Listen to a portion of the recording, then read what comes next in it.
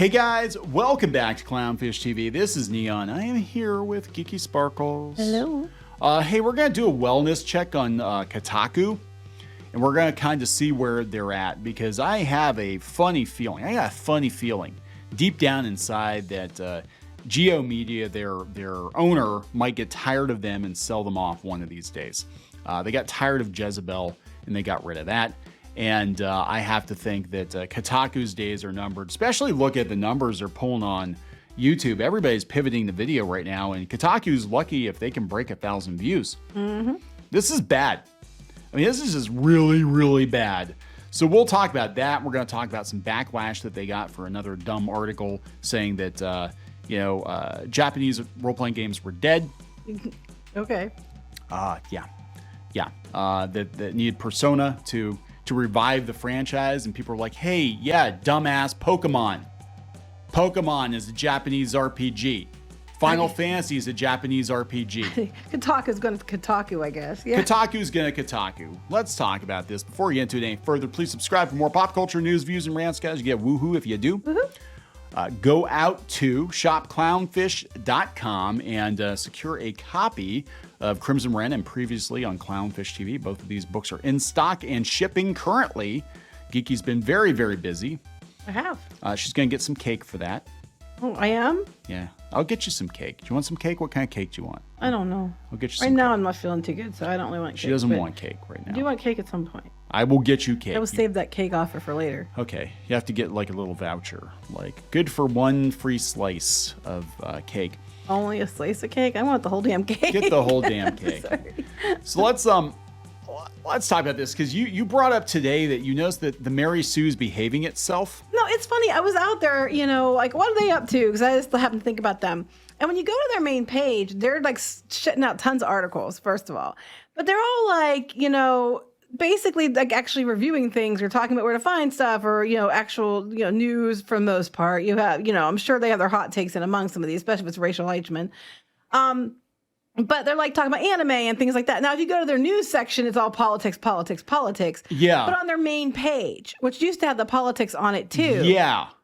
So there's something going on here, and we'll bring the Mary Sue up in this Kotaku video because they're all kind of the same, cut from the same cloth. They're all like activist run nerd blogs, right? And they've all had their hot takes in the past. And it does seem like the Mary Sue, I know they got sold, I think it was last year or the year before. And I want to say Gamers Group, and I know Gamers Group is really cracking down on their bloggers right now because the ad rates are bad. Mm-hmm. Very, very, very, like, I cannot stress to you how bad the advertising rates are if you're running a blog compared to what it was even a year ago. I mean, we're talking, some of these blogs are down 75%. They said conservatively, the average is like 33 to 50%. Oh, yeah, at least. Yeah. And a lot of them weren't making a lot of money to begin with, so yeah, they're losing. And now we've got, AI coming in and scraping everybody's stuff to put it on top of Google so Google keeps more money. Pretty much. I'm just going to say it like it is. Pretty much. And Apple wanting to buy people's back catalogs to trade their AI so they can take all the money. Pretty much. It's not looking good. If you're a nerd blogger, right? If you're working on a game blog or a nerd blog of any kind, it's not looking good, especially if you're corporate owned. Like, I think they're sustainable. If you have a unique voice and a unique take on things, and you've got your own blog and it's a very small team or just you or whatever, I think you probably can weather the storm. But these websites were bought to be mouthpieces in a lot of cases for these corporations, like Nerdist was bought by Legendary, and Kotaku, they were kind of shilling for different game companies until they got blacklisted by everybody, including Nintendo, for being stupid.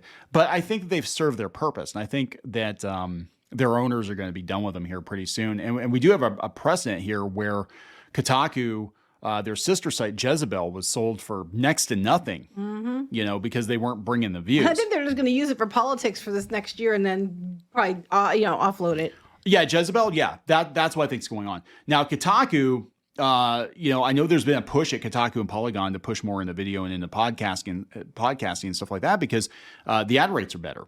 And I'm like, well, you'd think a site like Kotaku that's owned by Geo Media that supposedly gets the amount, and we'll talk about their traffic, supposedly gets millions and millions of views a month, would have all kinds of all kinds of video views on YouTube. No, they can't even crack 1,000 views on most of their videos. Mm-hmm. Like, this is fucking dire. 659 views. And they went, look at the production. Like, they got all this editing and stuff for 659 views. The only ones that are getting views, as far as I can tell, are their Steam Deck videos. 700 views. The Game Awards, 1.2 thousand views. The Game Awards. Why the hell would any video game publisher at all give the time of day to Kotaku when some rando in his basement or her basement gets more views? Or their basement. Or their basement, gets more views than freaking Kotaku, which has been around for years. You'd think that they would know how this works, and they're failing. Atari 2600, 981 views. Like, what the hell is going on here? They're like, nobody trusts this place. So supposedly, I'm looking at their traffic. I'm trying to figure out what the hell they got for traffic. They're saying here on SimilarWeb, now this is easily gamed, they're saying that they get 11.5 million views a month. How? Unless it's old content, I don't see how. That's what I think is going on. I think, like, compared to IGN, it's like a tenth of IGN. Now, I think it is. I think what's going on with a lot of these websites, this might explain why Mary Sue is doing what it's doing, where they have, because, more people are going to look for political news than they're going to look for, their takes on Doctor Who or whatever, right? So I think they're sneaking that stuff in on the back end to bring the traffic. So people aren't actually going to Kotaku to read the hot takes, and obviously they're not going to YouTube to look at the personalities or anything, but they're probably going for walkthroughs and shit like that. That's what I'm thinking. It's probably old content. The only other thing I can think of, it's most likely walkthroughs and stuff like that. The only other thing I could think of is I'm not saying that this is what they're doing. People can do it. Is they'll take old videos that aren't popular or they aren't ones people watch anymore that much, and then suddenly they'll buy traffic and send it to those videos. I'm not saying that's what they're doing. Yeah. I'm just saying that some sites do that to try to make it look they're bigger than they are. Yeah, without alerting the ad networks and stuff if something fishy's going on. Yeah, I think in the case of like these websites, I think they're starting to realize now, because this happened with BuzzFeed, that a lot of the traffic is not real. I think they're either buying straight up just buying views, or they're laundering views or something. It used to be pretty easy to boost your blog. You used to just post to Facebook and then boost your links, and that's what they did. They would spend a whole bunch of money every month to boost the links to just organically grow the site that way. But it's really hard to do, because now Facebook, they have that stopgap. If you want to leave Facebook, they don't want you to leave Facebook. So they're like, "Oh, are you sure you want to leave Facebook?" People are like, "No, I don't want to. I might get a virus." Actually, if you go to Kotaku, you might get a virus. It's their journalism. Yeah, so I don't think they're doing so hot, guys, but they just got roasted the other day. And that's what actually kind of, because I haven't thought about Kotaku in a couple of weeks. Nobody has. But every once in a while, they put something up that's incredibly stupid. It's like every 2 hours. But no, this one was like, yeah. They're like, "Oh my God, guys, Persona brought back the dying JRPG genre." And people are like, "What the fuck are you talking about? What the fuck are you talking about? Dying genre. Is this new employee of yours just using Chat GPT to write articles?" That it could be. It could be. It really could be. Kotaku isn't dying fast enough. Community Note is stealing your heart. Yeah, they had a Community Note on this one.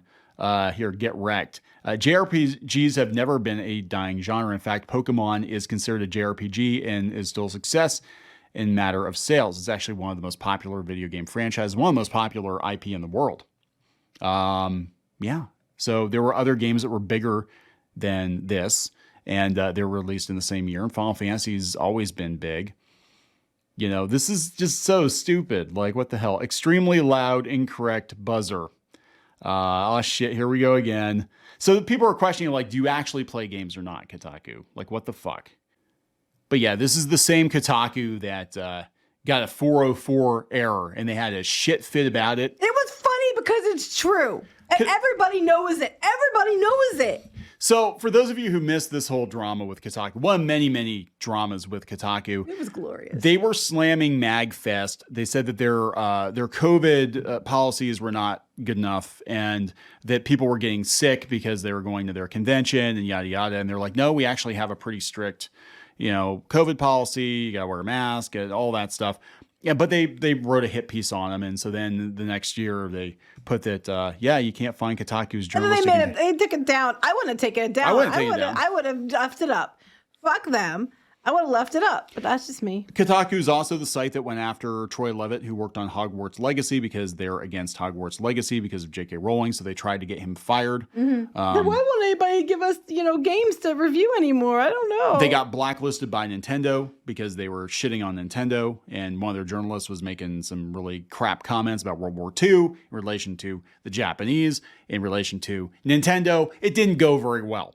So they serve no purpose. That's the first thing I thought of when you were talking about Kotaku. I'm like, yeah, I just remember they got roasted earlier this year about not having any journalistic integrity.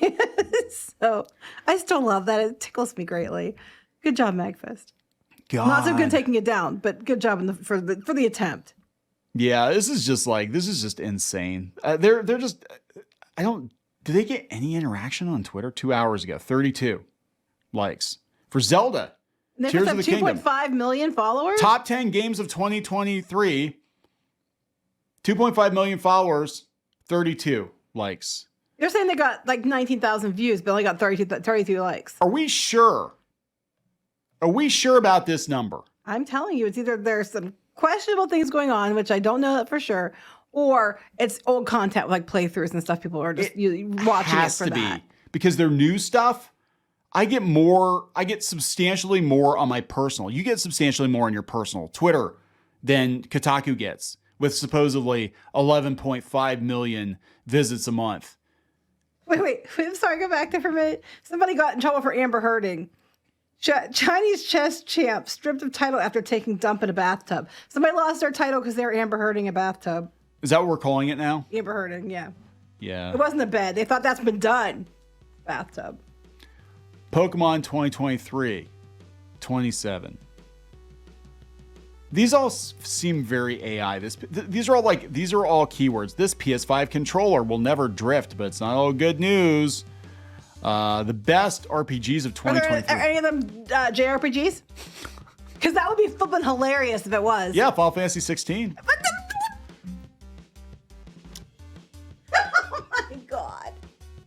Kotaku readers share their favorite holiday gaming gifts, and they put Final Fantasy 9 as the thumbnail. Xbox slammed for AI-generated art promoting indie games. All I keep thinking of is the Nathan Fillion meme from Cast where he's like, Yeah. It's like, I don't know, guys. I mean, these are all things that normally, if it was coming from a reputable source that people actually trusted, would get traffic.